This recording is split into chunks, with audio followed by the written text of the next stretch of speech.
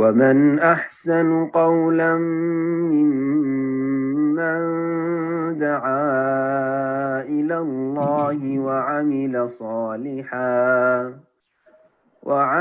صالحا وقال إنني من المسلمين. এ পর্যায়ে আমরা প্রশ্নোত্তর পর্বে চলে যাচ্ছি। প্রশ্ন করবেন শুরুতেই এসকে আফ্রিদি এস এম, আপনি প্রশ্ন করুন।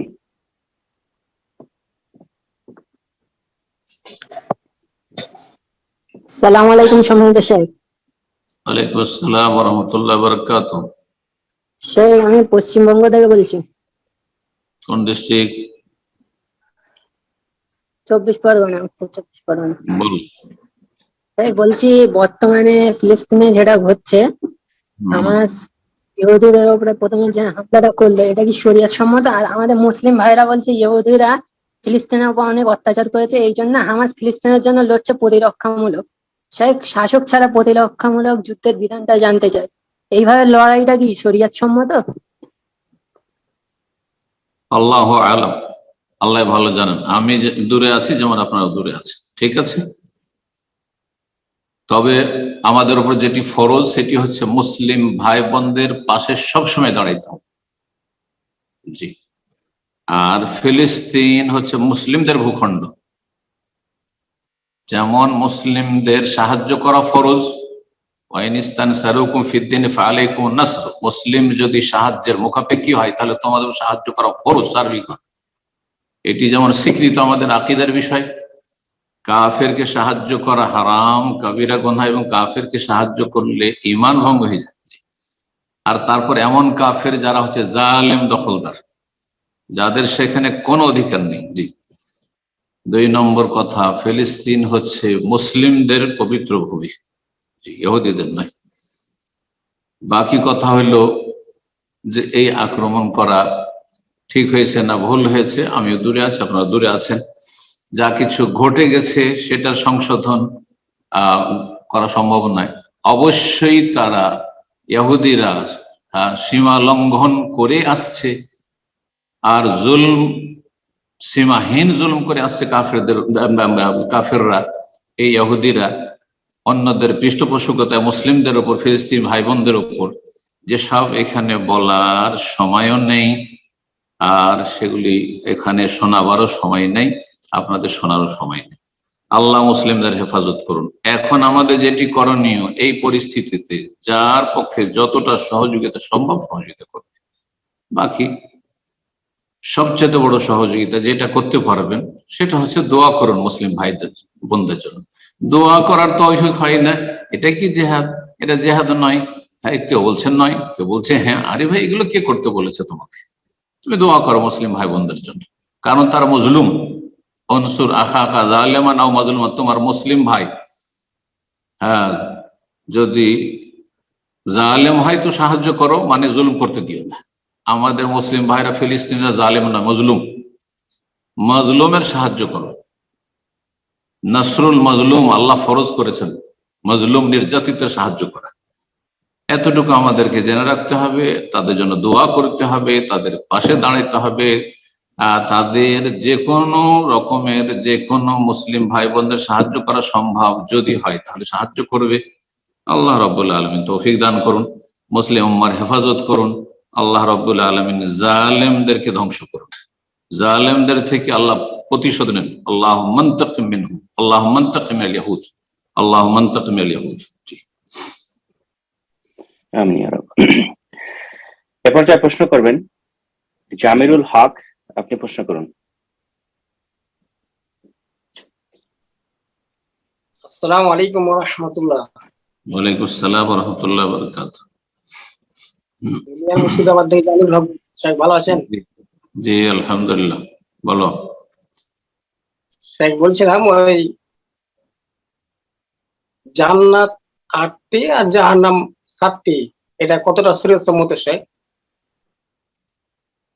জান্নাতের আর জাহান্নামের আলোচনা আমরা শুরু করেছি আলহামদুলিল্লাহ। জান্নাতের আলোচনা আমরা কমপক্ষে 10টি আলোচনা ধারাবাহিক হবে, বিস্তারিত। একটি আলোচনা অলরেডি হয়ে গেছে, অডিও চলে এসছে, ইনশাল্লাহ ভিডিও 2-1 দিনের মধ্যে চলে আসবে, তখন বিস্তারিত শুনে নেবে। জান্নাতের দরজা যেমন রয়েছে তেমনি জান্নাতে স্তর রয়েছে, আমরা সবগুলি বিস্তারিত আলোচনা করবো ইনশাআল্লাহ, একটু অপেক্ষা করো। জাযাকাল্লাহ খায়ের। প্রশ্ন করবেন তাসরিফ, আপনি প্রশ্ন করুন।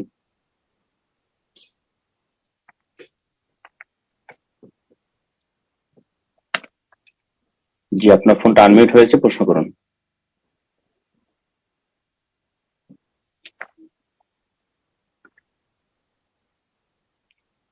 তাসরিফ, আপনার ফোনটা আনমিউট দেখতে পাচ্ছি, আবারও আপনার ফোনটা মিউট করেছেন, তো ফোনটা আনমিউট করে নিন, প্রশ্ন করুন।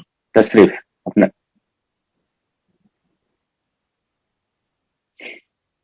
আপনাকে আমরা শুনতে পাচ্ছি না, যদিও আপনার ফোনটাকে আনমিউট দেখছি, আপনার মাইক্রোফোনটা চেক করে নিন ইনশাআল্লাহ।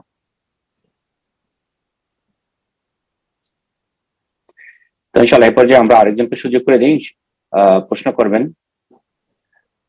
উম্মে তামিম, আপনি প্রশ্ন করুন।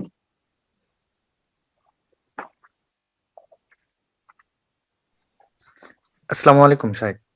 ওয়ালাইকুম আসসালাম ওয়া রাহমাতুল্লাহি ওয়া বারাকাতুহু। জি, ঢাকা বগুড়া থেকে বলছি। তো ঢাকা আর বগুড়া কোথায়? ভুলে গেছি আর কি, বাংলাদেশ থেকে বলছি, বগুড়া বাংলাদেশ। বেশি দূরত্ব আমাদের ঢাকা বগুড়া থেকে।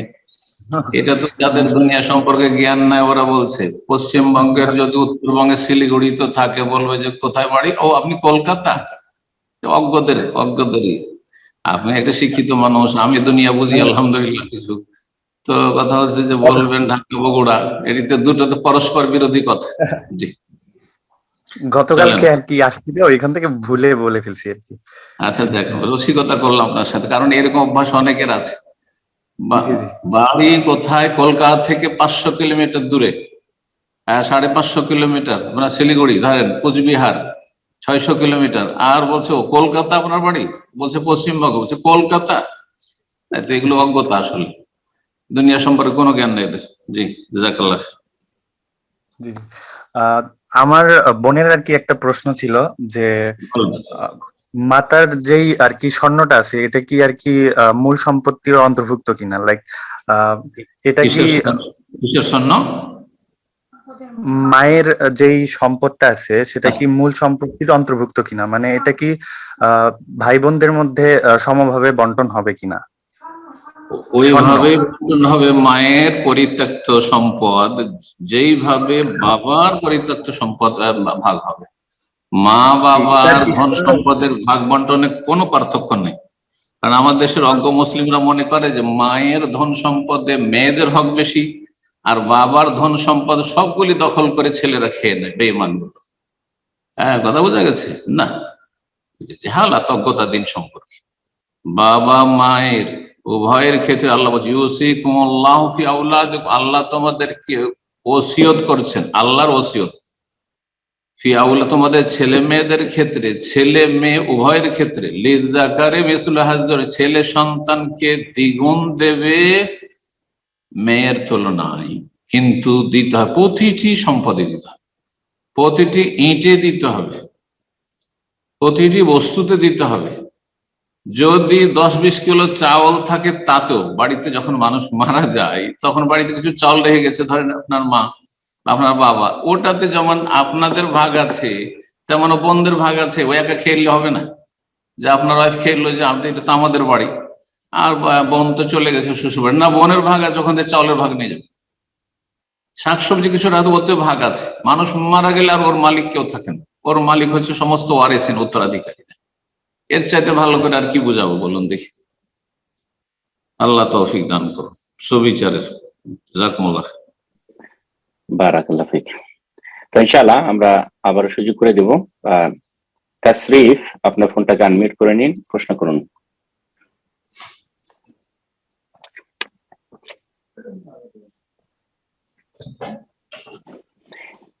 জি তাসরিফ, আপনি হ্যান্ড রেজ করেছেন, আপনি আপনার হ্যান্ডটা লওয়ার হয়ে গিয়েছিল, আপনি আবারও হ্যান্ড রেজ করেছেন, তো আপনাকে আবারও সুযোগ করে দিচ্ছি। তাসরিফ, আপনি ফোনটাকে আনমিউট করে নিন, প্রশ্ন করুন।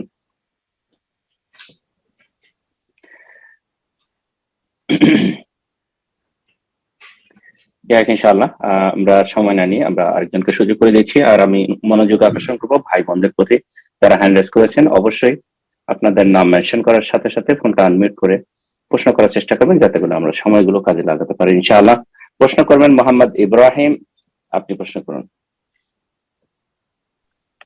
আসসালামু আলাইকুম রহমতুল্লাহ। ওয়ালাইকুম আসসালাম ওয়া রাহমাতুল্লাহি ওয়া বারাকাতুহু। জি জেদ্দা থেকে বলতেছে। বলেন। শেখ, আমি যে কোম্পানিতে কাজ করি এটা হচ্ছে একটা সিরামিকের শোরুম আর কি। তো এখানে আমি যে শোরুমে কাজ করি ওই শোরুমের বাইরে অনেকগুলা যে পিকআপ ভ্যান গাড়ি আছে ওইগুলার থাকে আর কি, ওইগুলা ড্রাইভাররা শোরুমের বাইরে বসে থাকে। তো আমার উপরস্থ কর্মকর্তা যারা আছে তারা আমাকে অনেক সময় বলে যে যাও একটা ড্রাইভারকে নিয়ে আসো। তো আমি বাইরে গিয়ে আমি যাকে ইচ্ছা আমি তাকে নিয়ে আসতে পারি, সেটা আমার ইচ্ছা দিই। তো তখন আমি এরকম করলাম যে আমি দুই তিনজন ড্রাইভারের সাথে একটা কন্ট্যাক্ট করলাম যে দেখো আমাকে যখন বলবে আমি তোমাদেরকে ডাক দিব, তবে প্রত্যেক ভাড়া প্রতি তোমরা আমাকে 5 টাকা 10 টাকা এরকম করে দিতে হবে। এমনকি আমি ওটা নিয়েছি। এটা আবার আমার এখানে উপরস্থ কর্মকর্তা যারা আছে ওনারা জানেন, কিন্তু আমার মেন মালিক যিনি উনি জানেন না। তো আমার এই যে টাকা নেওয়াটা এটা কি হালাল হবে? এটা কি ঠিক হবে?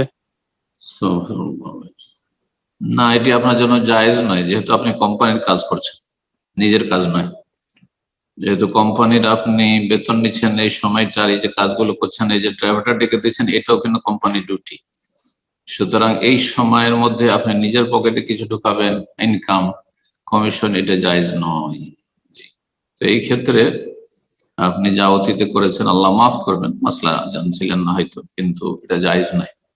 আপনি ডেকে দিবেন, যদি কিছু দেয় কোম্পানি তো জমা করে দিতে হবে। জি, কথা বোঝা গেছে। কিন্তু আপনি তাদের সাথে চুক্তি করে নেবেন আর ইনকাম করবেন, এটা জায়েজ নয়। সন্দেহের শুবহাতে রুজি থেকে, শুবহাত হচ্ছে ওমান ওয়াকাফি শুবহাত ওয়াকাফিল হারাম, যে সংশয় সন্দেহে চলে গেল, বর্ডারে চলে গেল, সেই ব্যক্তি হারামে লিপ্ত হইল। তিলকা হুদুদুল্লাহ ফালা তাকরাবুহা, আল্লাহ বলছে এই আল্লাহর সীমারেখা, এর কাছেও যেও না। আল্লাহ বলছে অন্য আয়াতে রয়েছে ফালা তিলকা হুদুদুল্লাহ ওমাইয়া তাআদ্দা হুদুদাল্লাহ ফাউলাইকা, যারা সীমা লঙ্ঘন করবে, সীমানা পার করবে, তারা হচ্ছে জালিম। সুতরাং এরকম কাজে যাবেন না। আল্লাহ হেফাজত করবেন। আমিন। প্রশ্ন করবেন মুক্তা, আপনি প্রশ্ন করুন। আসসালামু আলাইকুম সম্মানিত শায়েখ, আমি বাংলাদেশ থেকে বলছিলাম। আসসালামু আলাইকুম ওয়া রাহমাতুল্লাহি ওয়া বারাকাতুহু। জি বলেন। শায়েখ, আমাদের সমাজে আজকাল একটু বেশি দেখা যায় যে ছেলে মেয়েরা গোপনে বিয়ে করে অথবা পালিয়ে বিয়ে করে। তো এরা যারা এগুলা কাজ করে, এদের কি মানে দুনিয়াতে মাফ পাওয়ার উপায় আছে? মানে থাকলে সেটা কিভাবে তারা তওবা করে, কিভাবে কি করলে মানে গুনাহ থেকে মুক্তি হয়ে মৃত্যুবরণ করতে পারবে? এটাই প্রশ্ন। যতক্ষণ মারা যায়নি যে কোনো গুনাহ করে আল্লাহর কাছে যদি তওবা করে, আল্লাহ মাফ করবে। শুধু মানুষের হক যদি নষ্ট হয়ে থাকে তার কাছ থেকে ক্ষমা নিতে হবে, আর তাকে পরিশোধ করার হলে পরিশোধ করতে পেমেন্ট করতে হবে। যেমন টাকা পয়সা কারো কাছে ধার নিয়েছে, বেঈমানি করেছে, কারো কাছে ঘুষ খেয়েছে, তাহলে তাকে ফিরিয়ে দেবে, চেনা যদি থাকে। বাকি কথা হলো যে কেউ পালিয়ে বিয়ে করেছে, হারাম কাজ করেছে, আল্লাহর হক নষ্ট করেছে, যদিও সেখানে ওলি বাবারও হক নষ্ট করেছে, কিন্তু বাবা হয়তো মাফ করে দেবে। আল্লাহ রাব্বুল-আলামিনের কাছে ক্ষমা চাওয়া, আল্লাহ তোমাকে মাফ করে দাও, আমি জানতাম না, অথবা জেনে শুনে আমি কুপ্রবৃত্তির অনুসারে মনের পূজা করতে গিয়ে, শয়তানের গোলামি করতে গিয়ে এর গুনাহ করেছে, আল্লাহ তুমি মাফ করে দাও। এর চাইতে বড় গুনাহ শিরকের গুনাহ। সেই ক্ষেত্রে বড় বড় মুশরিকরা, বরং রাসূলুল্লাহ সাল্লাল্লাহু আলাইহি ওয়াসাল্লাম সাহাবায়ে কেরামদের বিরুদ্ধে যারা লড়াই করেছে, তারা যখনই কালেমা পড়েছে, অন্তর থেকে বিশ্বাস করে, আল্লাহ তাদেরকে মাফ করে দিয়েছে।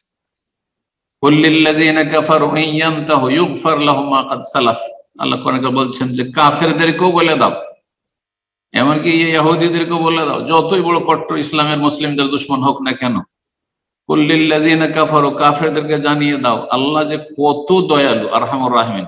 ইয়ান্তাহু, তারা যদি এখনো ক্ষান্ত হয়ে যায়, পাপ থামিয়ে দেয় এবং ফিরে আসে আল্লাহর দিকে, আল্লাহর দ্বীনের দিকে ফিরে আসে, তাহলে ইউগফার লাহুম মা কাদ সালাফ, অতীতে যা কিছু অপরাধ করেছে সব ক্ষমা করে দেওয়া। আল্লাহু আকবার। এর চাইতে বড় রহমতের আয়াত আর কি হইতে পারে?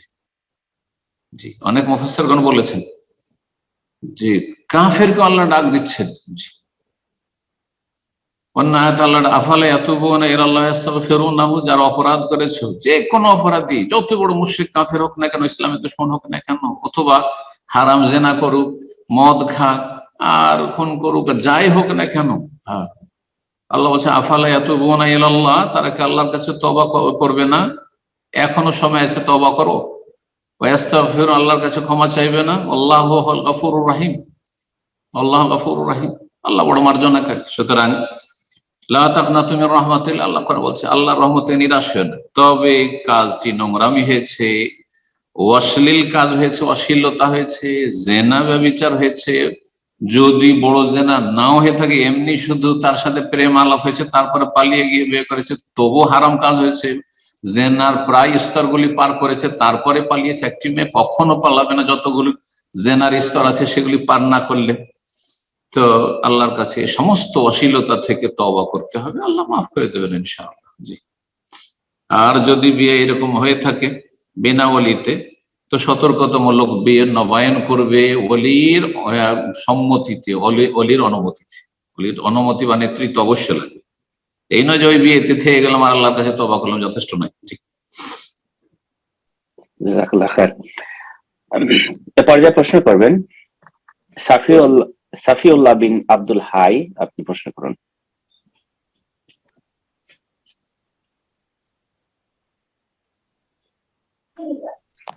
আসসালামু আলাইকুম ওয়া রাহমাতুল্লাহ। ওয়ালাইকুম আসসালাম ওয়া রাহমাতুল্লাহি ওয়া বারাকাতুহু। শেখ, আমি সৌদি আরব রিয়াদ থেকে। জি, বলেন। শেখ, আমার ফরজ নামাজের পরে দোয়া গুলা পড়ি, এখানে যে ফজর এবং মাগরিবে যে 3 বার করে যে তিন আয়াত পড়তে হয় আর কি, যেটা কি বলে যে সূরা ইখলাস, সূরা ফালাক আর সূরা নাস 3 বার করে পড়তে হয়। এটা কি সঠিক, নাকি একজন শায়েখ বললো যে না একবার করে বললেও হবে? সেটা জানতে চাচ্ছিলাম আর কি। একবার পড়লে হবে, কিন্তু সুন্নত নয়। সুন্নত হচ্ছে 3 বার করে পড়া। এখন হবে কথা একটা আলাদা। এখন সে কেন বা হবে বলতে যাবে, সুন্নতের খেলাফ কথা, ভুল কথা। নবী সাল্লাল্লাহু আলাইহি ওয়াসাল্লামের হাদিস দ্বারা প্রমাণিত যে নবী সাল্লাল্লাহু আলাইহি ওয়াসাল্লাম মাগরিবে এবং ফজরে 3 বার করে পড়েছেন বা পড়তে বলেছেন, সুতরাং 3 বার করে পড়বেন। সুন্নত কে কি বললো সেটা। কেউ বলবে যে রাফেদান না করলে সালাত হবে, আপনি নবী সাল্লাল্লাহু আলাইহি ওয়াসাল্লামের তরিকায় কেন রাফেদান করবেন না? আমিন, আমিও বলছি, আমিন না বললেও সালাত হয়ে যাবে, সুন্নত ছুটলো। কিন্তু কেন ছাড়বেন নবী সাল্লাল্লাহু আলাইহি ওয়াসাল্লামের সুন্নত আপনি? আশা করি বুঝতে পারছেন। এইসব আলেমদের কথা শুনবে যারা, এটা তো হবে, ওইটাও হবে। আরে নবী সাল্লাল্লাহু আলাইহি ওয়াসাল্লাম তরিকা কোনটা হবে, ওইটা আমাকে শিখান, ব্যাস। রাসূলুল্লাহ সাল্লাল্লাহু আলাইহি ওয়াসাল্লামের সহিহ সুন্নাহ শিখান। জি, জাযাকাল্লাহ খায়ের। হ্যাঁ, প্রশ্ন করবেন আমরিন আইফোন, আপনি প্রশ্ন করুন।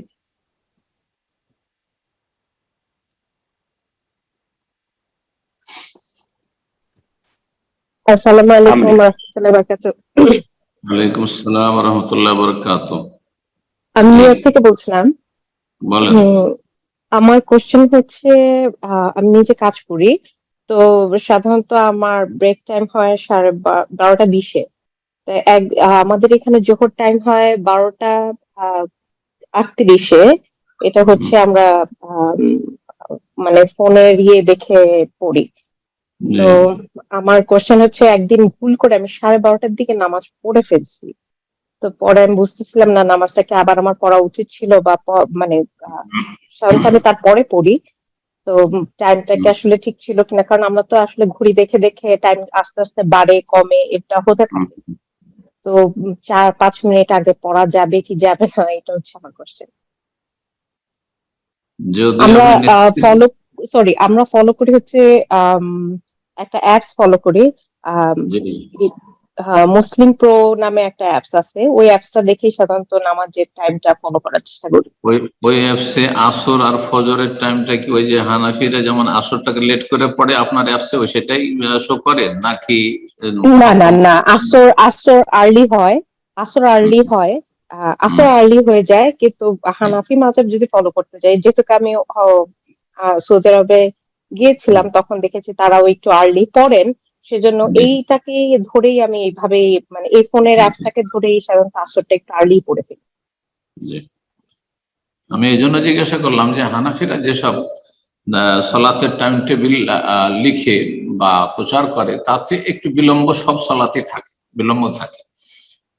তো জোহরেও তারা বিলম্ব করে টাইম শো করায় বা করে, তো যার ফলে বলছিলাম যে 5 মিনিট 7 মিনিট আগে তাদের আপনার সময় সালাতের যে সময় তালিকা সেই অনুযায়ী যদি 5 মিনিট আগে হয়ে যায় তো হয়ে যেতে পারে। কিন্তু যদি আপনি সহিহ সুন্নাহ মোতাবেক দেখছেন যে আসর আউয়াল ওয়াক্তে যেটা সেটাই হচ্ছে, ফজর আউয়াল ওয়াক্তে হচ্ছে, তাহলে জোহরটাও তার আউয়াল ওয়াক্তটাই সেখানে তারা লিখে থাকে বা দেখিয়ে থাকে।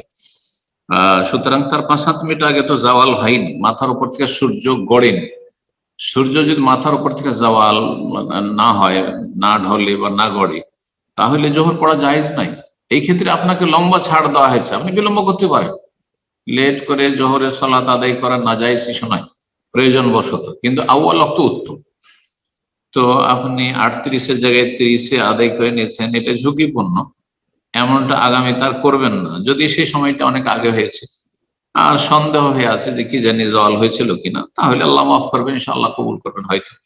কিন্তু যদি এটা 2-4-10 দিন আগের ঘটনা হয়ে থাকে, অল্প সময় গিয়েছে, আর আপনার খুবই বেশি সন্দেহ বা আপনি নিশ্চিত আপনি 12:30টায় সালাত পড়ে নিয়েছেন অথচ 12:38-এর আগে জওয়াল হয় না বা জোহরের টাইম হয় না, তাহলে পুনরায় সে সালাতটি পড়ে নেবেন।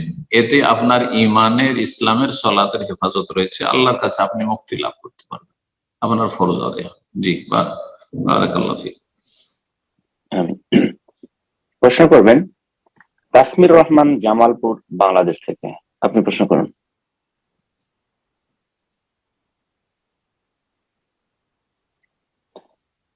তাসমির রহমান, আপনার ফোনটা আনমিউট করে নিন, প্রশ্ন করুন।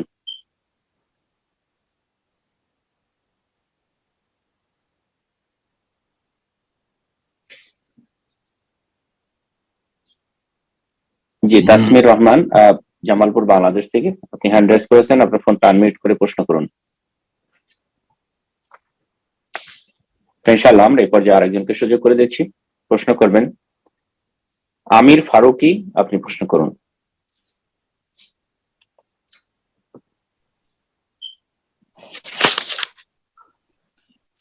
আসসালামু আলাইকুম ওয়া রাহমাতুল্লাহ। আসসালামু ওয়া রাহমাতুল্লাহি ওয়া বারাকাতুহু। জি জি স্যার, গত 2 সপ্তাহ আগে ফোন করেছিলাম আহমেদাবাদ থেকে, গুজরাট।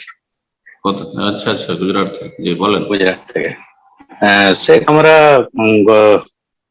2006 সালে আলহামদুলিল্লাহ আহলে হাদিস হয়েছিলাম। তো সাথে সাথে আমার পরে আলহামদুলিল্লাহ অনেক লোক হওয়ার পরে একটা জামাত হয়ে দাঁড়ায় 20-25 জনের। তো আমরা একই নামাজ পড়তাম সবাই হানাফি দেওবন্দীদের মসজিদে। গুজরাটে না পশ্চিমবঙ্গে? গুজরাটে। জি গুজরাটে। গুজরাটি। জি জি বলেন তারপর। তো আমরা একটা মার্কেটে, একটা যেখানে আমরা সবাই কাজ করি সেখানে একটা দোকান বা অফিস নিয়ে জামাতখানা শুরু করি, ওখানে নিজেরা জামাত করে নামাজ পড়ার জন্য। আলহামদুলিল্লাহ এখন অব্দি ওখানে মার্কেট সেই হিসাবে 4 ওয়াক্ত নামাজ হয়, ফজরের নামাজ ওখানে হয় না, যে মার্কেট সকলে খোলে না। এখন ওখানে মার্কেটে যেহেতু আমাদের ওখান থেকে বলে 2-3 কিলোমিটার দূরে সব মসজিদ, তো আমাদের তো 5 ওয়াক্ত নামাজে যাওয়া তো সম্ভব নয়, যার জন্য ওখানে 5 ওয়াক্ত নামাজটা শুরু করেছিলাম। কিন্তু এখন বাকি আরো সব জামাতি ভাইরা আরো অনেক বেড়েছে, তারা নিজের কাজের সুবিধার্থে আর একটা মানে কারণ যেটা বলা হচ্ছে, যেটা যে ওখানে জুম্মার নামাজ শুরু করলে আর অন্যান্য লোকেদের ফায়দা হবে, লোকের ইসলাহ হবে, এই একটা মানে নিয়ে করে ওখানে জুম্মার নামাজ শুরু করা হয়েছে। তো ওখানে কি জুম্মার নামাজটা করা ঠিক হবে? না, 5 ওয়াক্ত সালাত যখন হয় না, 4 ওয়াক্ত হচ্ছে, তাহলে সেটি মসজিদ নয়। মসজিদের জন্য জরুরি যে সেখানে মসজিদ নামকরণের জন্য 5 ওয়াক্ত আজান হইতে হবে, জামাত হইতে হবে, তাহলে 5 ওয়াক্ত সালাত হচ্ছে, তাহলে মসজিদ বলা যাবে। যদি 4 ওয়াক্ত 3 ওয়াক্ত এরকম হচ্ছে, তাহলে সেটা হচ্ছে মুসাল্লা, প্রেয়ার হল, সেটা মসজিদ নয়। শরীয়তের পরিভাষায় দুটোতে পার্থক্য রয়েছে। মসজিদের বিধান আলাদা, মসজিদের নাপাক কেউ বসতে পারবে না সেখানে, কিন্তু মুসাল্লায় প্রয়োজনে বসতে পারবে, কোনো অসুবিধা নেই। সেটা মসজিদ যেহেতু নয়, তো এটি মুসাল্লা। আর মুসাল্লাতে আপনারা জুমা পড়বেন, অথচ 1-2 কিলোমিটার গেলে আপনার জুমা মসজিদ আছে না, মোটেই জায়েজ হবে না, এটি মোটেই জায়েজ হবে। হ্যাঁ, যদি ধরেন 10 কিলোমিটার, 5-7 কিলোমিটার, কমপক্ষে 5-7 কিলোমিটার আশেপাশে কোনো মসজিদ নেই, তাহলে অনেক ওলামাদের কাছে সেখানে আপনারা জুমা কায়েম করতে পারেন। কিন্তু এই নয় যে 10 মিনিট 15 মিনিট লাগবে, সেজন্য যাবো না, চলো আমরা এখানে দোকানের ভিতরে রুম আছে এখানে আমরা জুমা কায়েম করি না, এটা জায়েজ হবে না। আল্লাহ তাআলা আলাম। প্রশ্ন করবেন আয়েশা খাতুন, আপনি প্রশ্ন করুন। জি, আসসালাম। ওয়ালাইকুম আসসালাম। আসসালামু আলাইকুম রহমতুল্লাহি ওয়া বারাকাতুহু। ভাইয়া ভালো আছেন? বলেন। জি, মাশাআল্লাহ। আলহামদুলিল্লাহ। হ্যাঁ, আমি জানতে চাচ্ছি যে আমরা যে ইশরাকের নামাজটা পড়ি, ফজরের নামাজটা পড়ার পর ওইখানে বসে থেকে যদি দোয়া দরুদ পড়ে নামাজটা পড়া হয় তাহলে হজ উমরার মতো সব। আর যদি আমি কোরআন পড়ি বা উঠে যাই জায়গা থেকে তারপরে যদি নামাজটা পড়ি, তাহলে কি ওটা হবে কিনা? ইনশাআল্লাহ। জি, বারাকাল্লাহু ফিকুম। খুব ভালো কথা প্রশ্ন। ইশরাকের সালাতের যদি পুরোপুরি ফজিলত হাসিল করতে চান, যেটা হাদিসে রয়েছে যে মান সাল্লাল ফজরা, ফজরের সালাত পড়লো, সুম্মা জালাসা ফি মুসাল্লাহ, তারপরে সে মুসাল্লাতে সালাতের জায়গাতে বসে গেল, হ্যাঁ, সুম্মা কাদা ইয়াযকুরুল্লাহ, তারপরে বসে গিয়ে আল্লাহর জিকির আজকার করতে থাকলো, হাত্তা তাতুলু আশ-শামসু, সূর্য উদয় হওয়া পর্যন্ত। সূর্য উদয় হওয়ার যে টাইমটা দেওয়া আছে, তারপরে যে 15 মিনিট কমপক্ষে, যেহেতু অপছন্দনীয় বা আছে নিষিদ্ধ ওয়াক্ত সেই সময়টায়, তারপরে যদি 2 রাকাত সালাত পড়ে, সুম্মা সাল্লা রাকাতাইন কানা লাহু কাজরে উমরাতিন ওয়া হাজ্জাতিন তাম্মাতিন তাম্মাতিন তাম্মা, নবী সাল্লাল্লাহু আলাইহি ওয়াসাল্লাম বলেছেন তিরমিজি হাদিস, সে পূর্ণ একটি হজ উমরার সওয়াব পাবে। এখানে বেশ কিছু শর্ত, সে হচ্ছে ফজর সালাত পড়বে, জি, পুরুষরা জামাতে পড়লো ফজর সালাত, তারপরে 2 নম্বর হচ্ছে সেখানে মুসাল্লাতে বসে গেল, মহিলারা ফজর সালাত পড়লো নিজের মুসাল্লাতে, সেখানে বসে গেল, তারপরে বসেই থাকলো, আর বসে বসে এখানে জিকির আজকার করলো, এদিক সেদিক ঘরে অন্য সংসারের কাজে গেল না। আর তারপরে যখন সূর্য উঠলো তখন 2 রাকাত সালাত আদায় করলো। 2 রাকাত সালাত যদি আদায় করে তাহলে সেই ব্যক্তি হজ ওমরার সওয়াব পাবে। কিন্তু যে ব্যক্তি উঠে যাবে সেখান থেকে, হয়তো কিছু না কিছু কাজ আছে, স্বামীকে বিদায় করতে হবে, ছেলে মেয়েদেরকে মাদ্রাসা স্কুলে বিদায় করতে হবে সকাল সকাল, যেমন সৌদি আরবে আমাদের এখানকার পরিবেশের কথা বলছি, কোনো অসুবিধা নাই, এটা নফল কাজ, কোনো এমন না যে সুন্নাত একদম সুন্নাতে মুআক্কাদ, এমন কিছু না, নফল কাজ অতিরিক্ত করলে নাকি না হলে কোনো ব্যাপার না। তো যদি এরকম উঠে গেল, কিন্তু আবার 2 রাকাত সে পড়লো, বাচ্চাদের বিদায় করে বা কাজ কাম সেরে সূর্য ওঠা 15 মিনিট পরে আবার সেখানে এসে 2 রাকাত সালাত আদায় করলো, তাহলে সে পূর্ণ নেকি পাবে না, তবে অনেকটা নেকি পাবে। যতটা এই যে শর্তগুলি রয়েছে কয়েকটি, যতটা পুরা করবে তত পূর্ণ নেকি পাবে, আর যত কম হবে তত কম নেকি পাবে ইনশাআল্লাহ। আল্লাহ তাআলা আলাম। প্রশ্ন করবেন হুমায়ুন আহমেদ মেহেরপুর থেকে, আপনি প্রশ্ন করুন।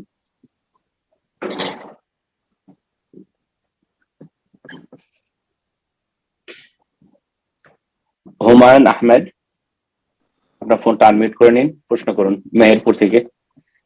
আসসালামু আলাইকুম শাহেখ। ওয়ালাইকুম আসসালাম ওয়া রাহমাতুল্লাহি ওয়া বারাকাতুহু। জি, আমি হুমায়ুন আহমেদ বলছি মেহেরপুর থেকে। মাশাআল্লাহ, আপনি কি সেই হুমায়ুন যে দক্ষিণ কোথায় ছিলেন আপনি? আফ্রিকায়? জি, সুদানে ছিলাম। সুদানে ছিলেন, মাশাআল্লাহ, ঠিক, ভালো আছেন, বলেন। আমার প্রশ্নটা হচ্ছে যে এই যে একজন শিক্ষক, স্কুলের শিক্ষক, সে যদি সরকারের পক্ষ থেকে মানে টিউশনি করা যদি নিষেধ থাকে, সেই ক্ষেত্রে যদি সে টিউশনি করায়, তাহলে সে কি তার যে টাকাটা পাবে সেটা কি তার জন্য বৈধ হবে, হালাল হবে কি? সরকারি চাকরি করে, সরকার বেতন দিচ্ছে, ঠিক না? হাই স্কুলের, জি, মানে প্রজ্ঞাপন আছে এরকম যে টিউশনি করতে পারবে না। জি, হ্যাঁ, তাহলে জায়েজ নয়, টিউশনি করা জায়েজ নয়, এবং যে টিউশনি করে যে পয়সা ইনকাম করবে সে রুজি হারাম। 1 নম্বর, সরকার আনুগত্য করা ফরজ, সে সরকারের নাফরমানি করলো। 2 নম্বর কথা হচ্ছে সরকার তাকে যথেষ্ট বেতন দিচ্ছে তাকে, তারপরে সে অন্য ইনকামে ধান্দা করলো।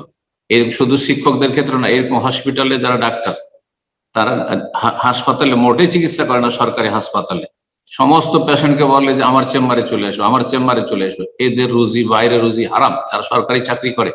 আর তারপরে বাইরে ইনকামের জন্য রোগীর মোটেই ভালো কোনো চিকিৎসা দেয় না। তারপরে ছেলেকে, এমনকি ছাত্রদের, আমার কাছে সব খবর আছে, অধিকাংশ শিক্ষকরা যারা টিউশন করে তারা ভালো করে গাইড করেন না, ভালো করে কোচিং করেন না, ছেলে মেয়েদেরকে ভালো শিক্ষা দেয় না।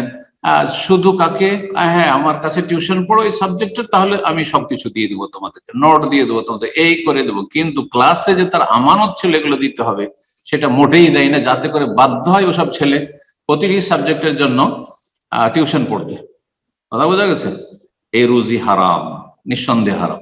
জি, এতে খেয়ানত আছে, এতে ছেলেমেয়েরা যারা স্কুলে পড়াশোনা করছে বা পড়াশোনা করছে তাদের সাথে খেয়ানত হচ্ছে, তাদের হক নষ্ট করা হচ্ছে। তারা যে হকটা পায় সেখানে স্কুলে পড়াশোনা, সেটা তাদেরকে দেওয়া হচ্ছে না, যার ফলে সব দিক থেকে এই কাজও হারাম, এই আর তারপরে এই টিউশনের রুজিও হারাম। জাযাকুমুল্লাহ।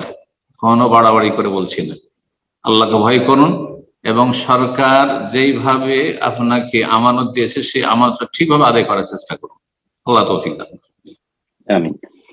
পর্যায়ে প্রশ্ন করবেন আল হিকমা মিডিয়া, আপনি প্রশ্ন করুন।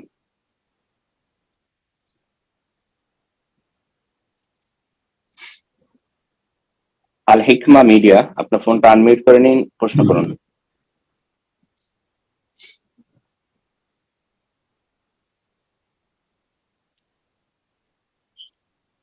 আমরা ইনশাআল্লাহ পর্যায়ে আরেকজনকে সুযোগ করে দেব, প্রশ্ন করবেন আশরাফ চৌধুরী, আপনি প্রশ্ন করুন। আসসালামু আলাইকুম শেখ, আমি কানাডার মন্ট্রিয়াল থেকে বলছি, মন্ট্রিয়াল শহর থেকে। আচ্ছা আচ্ছা, মাশাআল্লাহ, বলেন। আপনার সাথে অনেক বছর আগে এরকম একটা প্রশ্ন করেছিলাম ওভার দ্য টেলিফোনে। আপনাকে আজকে পেয়ে অসম্ভব ভালো লাগছে। ধন্যবাদ ইকরাম ভাইকে সুযোগটা করে দেওয়ার জন্য। আমার আসলে অনেক প্রশ্ন জমে আছে। আজকে অপ্রাসঙ্গিক একটা প্রশ্ন, যে হজ এবং উমরা নিয়ে। করোনা পরবর্তী যে হজ এবং উমরা, ওটাতে যখন করোনার পরবর্তীতে যখন যাচ্ছি উমরাতে, তখন বিভিন্ন বিধিনিষেধ ওদের সৌদি সরকার কর্তৃক আয়োজিত হয়েছে ওখানে। যেমন ওই যে অ্যাপস এর মাধ্যমে তাওয়াফ এবং রিয়াজুজ জান্নাতে যে নামাজ, এগুলা অনেক। তো ওটা নিয়ে আমার একটা প্রশ্ন, যে আমরা যারা দূরে থাকি, সৌদি থেকে অনেক দূরে, বারবার তো আমাদের পক্ষে আসলে সৌদিতে উমরার সুযোগ হয় না।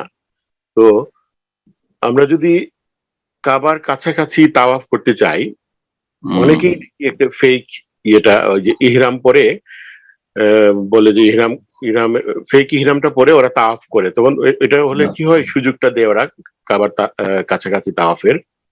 এবং অনেকেই দিকে আবার একটু চালাকি করে রিয়াজুজ জান্নাতে একাধিকবার অ্যাপস এর বাইরেও নামাজ পড়ে। এটা হলো একটা প্রশ্ন। সেকেন্ড, আরেকটা ছোট্ট প্রশ্ন, যে অনেকেই বলে যে বারবার উমরাতে যাচ্ছেন, এটা না করে আপনি গরিব দুঃখীকে উমরা করান বা অন্য জায়গায় সহযোগিতা করেন, এ ব্যাপারে আপনার কি মতামত? ধন্যবাদ আপনাকে।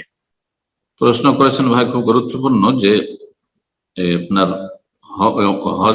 উমরা করতে এসে, হজ নয়, উমরা করতে এসে অথবা হজ মৌসুমে উমরা করতে এসে আজকাল নফল তওয়াফ, আপনি বিষয়টা কি দেখেন, নফল তওয়াফের পারমিশন নেই। আপনি যে সাধারণ পোশাকে নফল তওয়াফ আগে আমরা করতাম, যে কোনো সময় নেমে গেলাম নফল তওয়াফ করলাম, এই পারমিশনটা নেই। এটা বৃহৎ স্বার্থে করা হয়েছে, সবার স্বার্থে, বিশেষ করে ওই সব ভাই বোন, মুসলিম ভাই বোনদের স্বার্থে করা হয়েছে যারা জীবনে হয়তো একবার দুইবার আসছে, ভিড়ের সম্মুখীন হচ্ছে, ভিড়ে তারা ঢুকতে পারছেন না, আর এই দিকে তওয়াফের উপরে তওয়াফ নফল তওয়াফের উপরে তওয়াফ করে যাচ্ছে। তো এটাকে এই করোনার পর করা হয়েছে কি, যে না, আপনি একবার শুধু উমরার তওয়াফ করতে পারবেন, নফল তওয়াফ করতে পারবেন না, নফল তওয়াফ করতে পারবেন না। হ্যাঁ, যখন একেবারে হালকা থাকে, সাধারণত হালকা থাকে না, হজের পরে 15 দিন বা 1 মাস হালকা থাকে, এখন তো এমন কোনো হালকা থাকে না, সবসময় প্রায় ভিড় লেগে আছে। উমরায় এত ব্যাপক আকারে খুলে দেওয়া হয়েছে এবং সুযোগ সুবিধা করে দেওয়া হয়েছে, আর মানুষও মাশাআল্লাহ আসছে। তো এই ক্ষেত্রে কিছু লোকেরা করছে কি, সরকারের চোখে ধুলো দেওয়ার জন্য এহরামের কাপড় পরে নিচ্ছে, শেখ এহরাম যেটাকে বললেন। হ্যাঁ, এখানে কয়েকটি গুনার কাজ করছে। এক, সরকারের বিরুদ্ধাচরণ করছে, বৃহৎ স্বার্থে আইন করা হয়েছে। সরকারের বৈধ কাজে, গঠনমূলক কাজে, হারাম নাজায়েজ কাজে নয়, সরকারের বৈধ কাজে, গঠনমূলক কাজে আনুগত্য করা ফরজ। 2 নম্বর কথা, এখানে মিথ্যার আশ্রয় নিচ্ছে, আর মিথ্যার আশ্রয় নেওয়া হারাম। 3 নম্বর, ইবাদতে প্রতারণা করছে, গিশ করছে। মান গাশশানা ফালাইসা মিন্না, যারা প্রতারণা করে তা আমাদের দলভুক্ত নয়। সুতরাং কয়েকটা গুনাহ করে একটা নফল তওয়াফ করেছে। এই নফল তওয়াফের সমান নাকি পাবেন মসজিদ হারামের যে কোনো জায়গায় সালাত আদায় করলে। আমি সরাসরি আপনাদেরকে বলছি যে আমি নফল তওয়াফে কখনো আগ্রহী নই, মানুষকে কষ্ট দিয়ে। তার চাইতে ভালো কোন একটি জায়গায় আমি খুশুর সাথে দাঁড়িয়ে বসে আমি সালাত পড়লাম, তারপরে আমি জিকির আজকার করলাম, দোয়া করলাম, কোরআন তেলাওয়াত করলাম। এই ইবাদতের কোয়ালিটি অনেক ভালো এই ভিড় ভাড় করে তওয়াফ করা। আচ্ছা, এই যে তওয়াফ করা ফেক, এই যে মিথ্যার আশ্রয় নিয়ে ধোঁকাবাজি করে তারপরে সরকারের নাফরমানি করে তওয়াফ করা, কেন নফল তওয়াফ? ইহরামের কাপড় মিছামিছি পড়ে যে আমি উমরাতে আছি, এটা এক অজ্ঞতার কারণে। যে মক্কা আসলে বেশি বেশি তওয়াফ করো, তারপরে তওয়াফের গণনায় প্রতিযোগিতা। আমি শুনেছি হাজী সাহেবদের থেকে, তার উমরাকারীদের থেকে, আজকে আমি 50টা তওয়াফ করলাম, আজকে আমি 20টা তওয়াফ করলাম, আজকে কেউ বলছে আমি 5টা 7টা তওয়াফ করলাম। হ্যাঁ, কেউ বলছে আমি ওই মসজিদে আয়েশা থেকে রাদিয়াল্লাহু তাআলা সেখান থেকে আজকে 5টি উমরা করলাম। সবগুলি আপনার সুন্নাহ বিরোধী কাজ। কোথায় এই প্রতিযোগিতা? বেশি বেশি তওয়াফ করতে থাকো, আর অন্যের জন্য কষ্টের কারণ, অন্যকে কষ্ট দাও, কোথায় আছে এসব? গুনাহ করছে না, সে অজ্ঞতার কারণে। তো দিন সম্পর্কে জ্ঞান না থাকার কোনো এইসব কাজগুলি করছে না, মোটেই না। তারপরে যদি ধরেন কোন একজন যারা দায়িত্বশীল ওখানে আছে, তাদেরকে বললেন আপনি সাধারণ পোশাকে গেলেন, বলে আমি একটা তওয়াফ করতে, যদি অনুমতি দিয়ে করে না। আর কাবার পাশ দিয়ে তওয়াফ করতে হবে, কে বললো? আর কাবার পাশ দিয়ে তওয়াফ করলে বেশি ফজিলত, এরই বা দলিল কি? কোনো দলিল নাই, কোনো দলিল নাই। জি, বরং মহিলাদেরকে বলা হয়েছে তুফি মিন ওয়ারাইন নাস ওয়া আনতা রাকিবা। নবী উম্মে সালমা রাদিয়াল্লাহু তাআলা আনহা বলছেন যে তুমি দেখো অসুস্থ রয়েছে, আর তুমি মহিলা মানুষ, তুমি মানুষের পেছন দিক থেকে দূর দিয়ে তুমি তওয়াফ করো। মহিলাদের দূর দিয়ে তওয়াফ করে বেশি সওয়াবের কাজ। এইরকমই মসজিদ নববীতে এসে রিয়াজুল জান্নাহ একবার যথেষ্ট। নফল কাজ, নফল কাজের জন্য একবার যথেষ্ট। যে 2 রাকাত সেখানে সালাত আদায় করলাম, আমি এই ফজিলত হাসিল করলাম, কিন্তু বারবার ঢুকতে হবে কেন? কোনো প্রয়োজন নেই। এর জন্য মিথ্যার আশ্রয় নেওয়া চলবে না, সরকারের নাফরমানি বিরুদ্ধাচরণ চলবে না। তবে যারা দায়িত্বশীল সেখানে আছে, ডিউটিতে আছে, তাদের যদি বলে যে আমাকে একটু পারমিশন দিবেন ঢোকার জন্য, যদি দিয়ে দেয় তো তখন হয়তো জায়েজ হতে পারে আমার জন্য। এই বিষয় ছিল। আর ওমরা সম্পর্কে মনে হয় আরেকটি বিষয় ছিল। হ্যাঁ, অনেকে বলছেন যে বারবার ওমরা না করে সেই টাকাটা গরিব মিসকিনকে দান করে দেওয়া। এটি নির্ভর করছে মুসলিম সমাজে অভাবের সংখ্যা কেমন। আপনি যেখানে আছেন বা আপনি যে দেশের মানুষ, আপনি যেখানে আছেন, যেমন আপনি কানাডায় আছেন, সেখানে হয়তো গরিব নেই, কারণ সেখানে তো আপনি বিদেশি মানুষ চেনেন না। যদি কেউ গরিব থাকো, হকদার মুসলিম ভাই বোন তো চেনা মুশকিল শহরের জীবনে। আপনার গ্রাম, বাংলাদেশ, যে গ্রামের আপনি মানুষ, যে এলাকার মানুষ, যে দেশের মানুষ, সেখানে মুসলিম ভাই বোনের অভাবী, খুব বেশি অভাবী। কারো বাড়ি নেই, কেউ চিকিৎসা পায় না, কেউ খেতে পায় না, ইত্যাদি, অসহায়। আর এদিকে আপনি প্রতি বছর উমরা করছেন, বা আর প্রতি বছর কয়েকটা করে উমরা করছেন। না, মোটেই বলবো যে না, করিয়েন না। ওর চাইতে বেশি অনেক গুরুত্বপূর্ণ যে আপনি দান খায়রাত করুন, দান খায়রাত করুন। আপনি মুসলিম ভাই বোনদের পেট বেশি হক রাখে। ওমর রাদিয়াল্লাহু আমিরুল মুমিনিন যখন খলিফা ছিলেন, তখন তিনি বলেছিলেন মসজিদ সুন্দর করে সাজানো, মসজিদ পাকা করা, আর মসজিদকে সুসজ্জিত করার চাইতে বুতুনুল মুসলিমিন আওলা বিহাযা। মুসলিমদের পেট, এই যে ক্ষুধার পেট, ক্ষুধার্ত মুসলিম বেশি হক রাখে মসজিদ বানানোর চাইতে। কারণ অনেক সময় মসজিদ বানানোর চাইতে, মসজিদ চলার মতো আছে, খড়ের মসজিদ আছে, টিনের মসজিদ আছে, চলছে, তাতে না আমাকে মিলিয়ন মিলিয়ন খরচ করে মসজিদ বানায়, তার চাইতে অনেক বেশি হকদার হচ্ছে ক্ষুধার্ত মুসলিম ভাই বোনেরা, অসহায় মুসলিম ভাই বোনেরা, নির্যাতিত মুসলিম ভাই বোনেরা।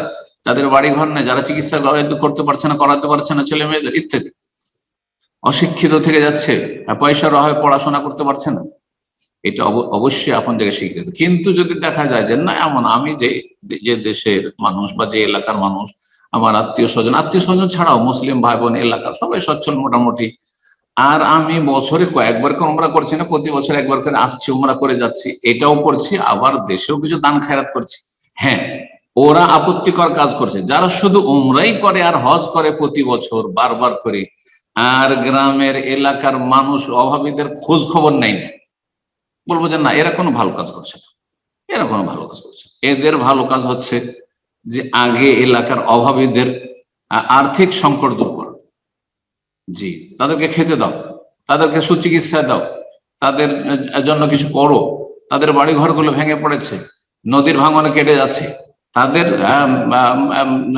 সমস্যার সমাধান করো, তারপরে মাঝে মধ্যে উমরা করো। জীবনে একবার উমরা ওয়াজিব, জীবনে একবার হজ ফরজ, আদায় হয়ে গেছে, যথেষ্ট। তারপরও মাঝে মধ্যে আসা, নবী সাল্লাল্লাহু আলাইহি ওয়াসাল্লাম তাবিউ বাইনাল হজ ওয়াল উমরাতে, হজ উমরা পরস্পর মাঝে মধ্যে করতে থাকো, এতে মাঝের গুনাহগুলো মাফ হবে। এর চাইতে গুরুত্বপূর্ণ এবং এর চাইতে বেশি গুনাহ মাফ হবে যদি গরিব দুঃখীকে আপনি খেতে দেন, তাদের চিকিৎসা দেন, তাদের অশিক্ষিত ছেলে মেয়েদেরকে, অসহায় ছেলে মেয়েদেরকে যদি পড়িয়ে একটু লাইনে লাগিয়ে দেন আপনি। জি, আল্লাহ বোঝার তৌফিক দান। বারাকাল্লাহু ফিক।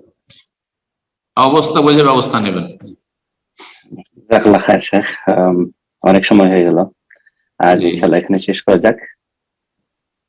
ঠিক আছে ইনশাআল্লাহ। বারাকাল্লাহু ফিক, জাযাকুমুল্লাহ খায়ের। বারাকাল্লাহু ফিক। আল্লাহ, আমাদের তো ধারাবাহিক আলোচনা চলতে আছে, যে সব ভাই বোনেরা হয়তো সুযোগ পেলেন না, সামনে সপ্তাহে ইনশাআল্লাহ তাআলা আবার প্রশ্ন করবেন একটু আগে ভাগে ইনশাআল্লাহ। আল্লাহ তৌফিক দান করুন এবং আল্লাহ রাব্বুল আলামিনের কাছে দোয়া করি আল্লাহ আমাদের উপকারী জ্ঞান দান করুন। আল্লাহুম্মা ইন্না নাসআলুকা ইলমান নাফিয়া ওয়া আমালান মুতাকাব্বালা, এবং এমন আমলের তৌফিক দান করুন তাওহীদ সুন্নাহ ভিত্তিক, ইখলাস ভিত্তিক, যে আল্লাহ যেন কবুল করেন, এবং ভালো কাজের দিকে মানুষকে আহ্বান করার তৌফিক দান করেন, মন্দ কথা কাজ থেকে নিজেদের বেঁচে থাকার তৌফিক দান, অন্যদেরকে রক্ষা করার তৌফিক দান করুন, সমস্ত গুমরাহি থেকে আল্লাহ বাঁচিয়ে রাখুন, জালেমদেরকে আল্লাহ ধ্বংস করুন, মজলুমদেরকে আল্লাহ সাহায্য করুন, মুসলিম ভাই বোনরা ফিলিস্তিনে অসহায়, আল্লাহ তাদের সাহায্য করুন, যে যেখানে নির্যাতিত মুসলিম ভাই বোন আল্লাহ তাদের খাস মদদ করুন, তাদের হেফাজত করুন, তাদের সমস্যার সমাধান করুন। আল্লাহ রাব্বুল আলামিনের কাছে দোয়া করি, আল্লাহুম্মা ইনতাকিম মিনাল জালিমিন, আল্লাহুম্মা ইনতাকিম মিনাল জালিমিন, আল্লাহুম্মা ইনতাকিম মিনাল জালিমিন। জালেমদের থেকে আল্লাহ তুমি প্রতিশোধ গ্রহণ করো, জালেমদের থেকে প্রতিশোধ গ্রহণ করো, জালেমদের থেকে আল্লাহ রাব্বুল আলামিন তুমি প্রতিশোধ গ্রহণ করো। সাল্লাল্লাহু আলা নবিয়িনা মুহাম্মদ ওয়া আলা আলিহি ওয়া সাহবিহি আজমাইন।